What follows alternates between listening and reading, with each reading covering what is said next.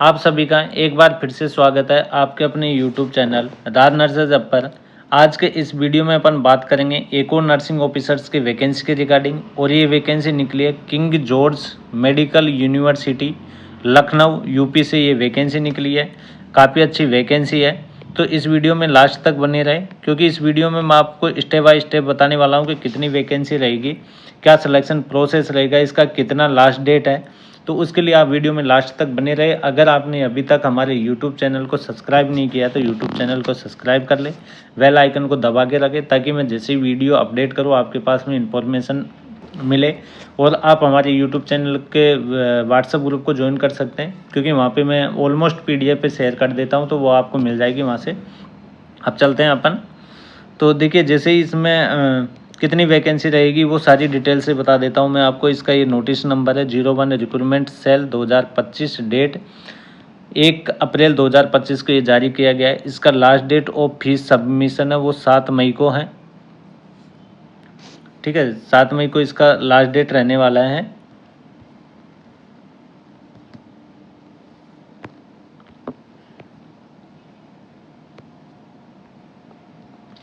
सात मई जो इसका लास्ट डेट रहने वाला है, इसमें दिया हुआ है। और last date of form submission है वो 14 मई तक आप फॉर्म को सबमिट कर सकते हो लास्ट, लेकिन फीस आपको पहले सबमिट करना पड़ेगा। Mode of application is only online है। इसका ये जो वेबसाइट है वो दिया हुआ है कि आप कौन सी वेबसाइट से जाके इसका एप्लीकेशन अप्लाई कर सकते हो।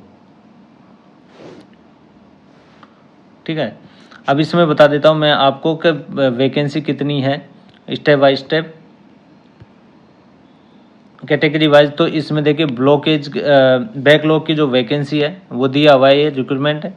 OBC की 4 वैकेंसी है, SC की 78 वैकेंसी है, ST की 25 वैकेंसी है। जो कि पहले जो वैकेंसी हुई थी उसमें इन कैटेगरीज की कैंडिडेट नहीं मिले थे, क्वालिफाई नहीं हुए थे। और नर्सिंग ऑफिसर्स की वैकेंसी 11/7 के रहने वाली है। इसमें क्वालिफिकेशन की बात करते हैं अपन, तो BSc नर्सिंग या पोस्ट बेसिक BSc कोर्स होना चाहिए।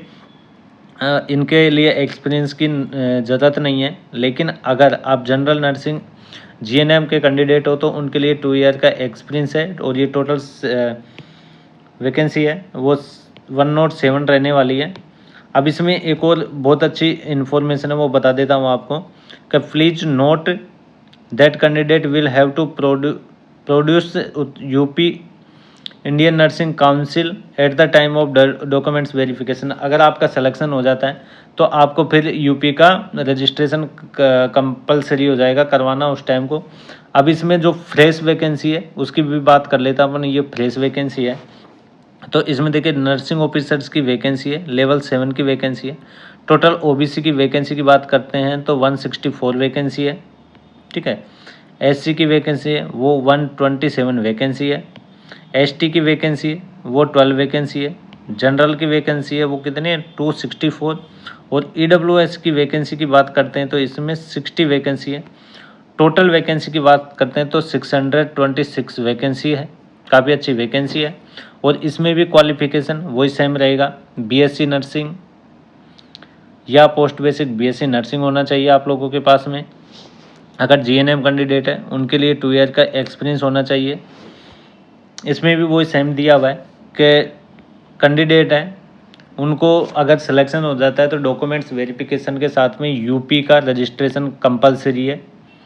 इसमें दिया हुआ है देखिए, at the time of documents verification number of post position में increase decrease as per the decision of appointing authority. इसमें कम भी हो सकती है पोस्ट और ज़्यादा भी हो सकती है, ये डिपेंड करता है वहाँ की अथॉरिटी के ऊपर। अब इसमें फ़ीस की बात करते हैं अपन, तो इसमें देखिए जनरल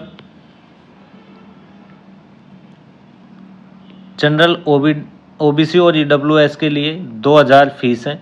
और इसमें GST 18% लगेगी, तो 360 रुपये GST लग के टोटल जो फीस लगेगी 2360 लगने वाली है।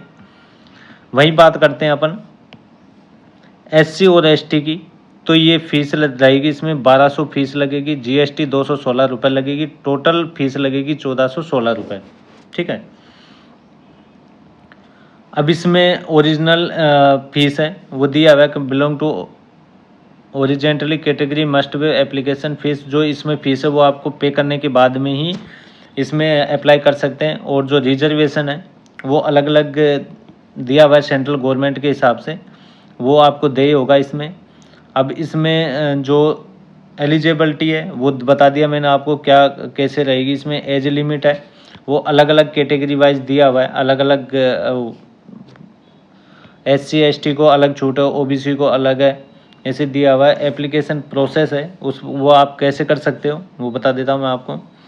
एप्लीकेशन प्रोसेस के लिए आपको करना है recent scanned coloured photograph JPG maximum इसका यही साइज होना चाहिए, 80 KB होनी चाहिए, वैलिड ईमेल ID होनी चाहिए, आधार नंबर होना चाहिए, mobile number, image seat certificate for ये सारे होने चाहिए। 10th 12th diploma BSc graduation जो भी है आपको इनका इमेज अपलोड करना पड़ेगा। अगर आपने नहीं किया तो वो आपका फॉर्म रिजेक्ट हो जाएगा। स्कैंड कास्ट सर्टिफिकेट, सब कैटेगरी सर्टिफिकेट, ये सारी चीज़ें भी, नो ऑब्जेक्शन सर्टिफिकेट होना चाहिए। अगर कोई एम्प्लॉय अभी रिसेंटली जॉब कर रहा है ये उन कैंडिडेट के लिए है। वैलिड email ID होना चाहिए। फोटोग्राफ वाइट बैकग्राउंड वाला ही अप्लाई करिए, रिसेंटली फ़ोटो होना चाहिए, अदरवाइज आपका फॉर्म रिजेक्ट हो जाएगा।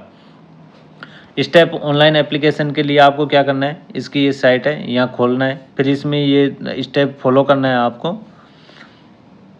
और इसका लास्ट डेट मैं ऑलरेडी आपको बता ही चुका हूँ कि इसका लास्ट डेट है वो 7 मई है पेमेंट करने का, लेकिन सबमिशन फॉर्म में वो आप 14 मई तक कर सकते हो। इसका फॉर्म स्टार्ट हो चुका है, वो आप इसको कर सकते हो। बाकी इसमें एडमिट कार्ड है वो आ जाएगा। कॉमन रिक्रूटमेंट टेस्ट CRT के द्वारा इसका होगा। इसमें दिया हुआ है देखिए 2 आवर्स का होगा, विल भी 100 मार्क्स का होगा, मल्टीपल चॉइस क्वेश्चन रहने वाला है इसमें, ठीक है। इंग्लिश और हिंदी मोड में, दोनों ही मोड में ये पेपर आएगा, इसमें दिया हुआ है। Examination computer based, pen and paper form and will be communication letter. इसमें देखिए कैसे दिया हुआ है, पेपर का डिस्ट्रीब्यूशन दिया हुआ है कि 100 क्वेश्चन आएंगे। वो कैसे रहेंगे, 60 मार्क्स के ऑब्जेक्टिव क्वेश्चन आएंगे जो अपनी सब्जेक्ट की रहेगी।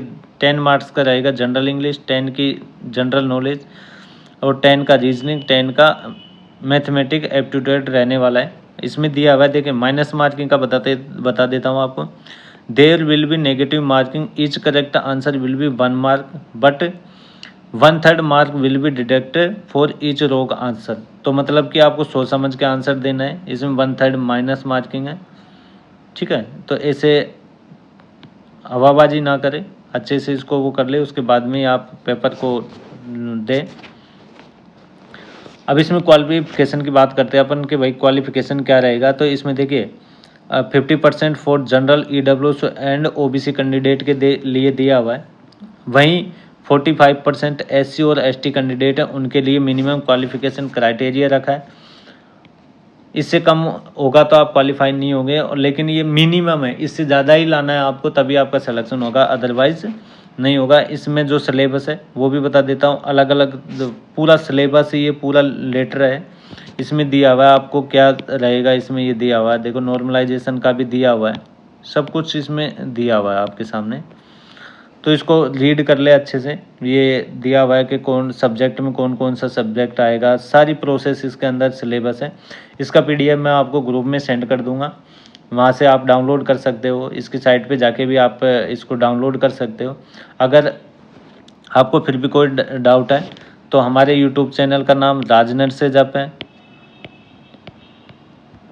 यहाँ पे जाके आप इसको ज्वाइन सब्सक्राइब करो। वहाँ पे आपको डिस्क्रिप्शन बॉक्स में लिंक मिल जाएगा ग्रुप का, वहाँ से जाके आप ज्वाइन करो, वहाँ पे आपको सारी इन्फॉर्मेशन मिल जाएगी। कमेंट करें, वहाँ पे भी मैं आपको 100% रिप्लाई दूंगा।